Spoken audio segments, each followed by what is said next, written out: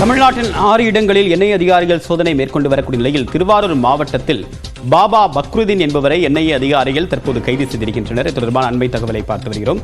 திருவாரூர் மாவட்டம் மன்னார்குடி பகுதியில் சோதனை மேற்கொள்ளப்பட்டு வந்த நிலையில் இன்று காலை 6 மணிக்கு என்ஐஏ அதிகாரிகள் சோதனை மேற்கொண்டனர்.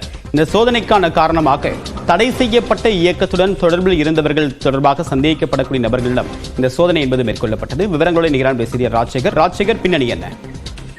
தேவப்பிரியன் மன்னார்குடி அடுத்த ஆசா தெருவை சேர்ந்தவர் சம்சுதீன் என்பவருடைய மகன் பாபா பக்ருதீன்.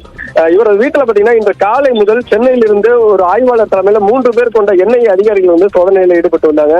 குறிப்பாக பாபா பக்ருதீன் என்பவர் தடை செய்யப்பட்ட அந்த கிளாபத் இயக்கத்துல உறுப்பினராக இருப்பதாக கூறப்படுகிறது.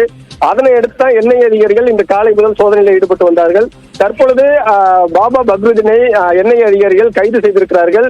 குறிப்பாக அவரது வீட்டிலிருந்து பென் டிரைவ், அதே போன்று லேப்டாப் உள்ளிட்ட பொருட்களை அவர்கள் எடுத்து சென்றிருக்கிறார்கள். குறிப்பாக வங்கி கணக்கு புத்தகம், அவருடைய வங்கி கணக்கு புத்தகத்தையும் பறிமுதல் செய்திருக்கிறார்கள்.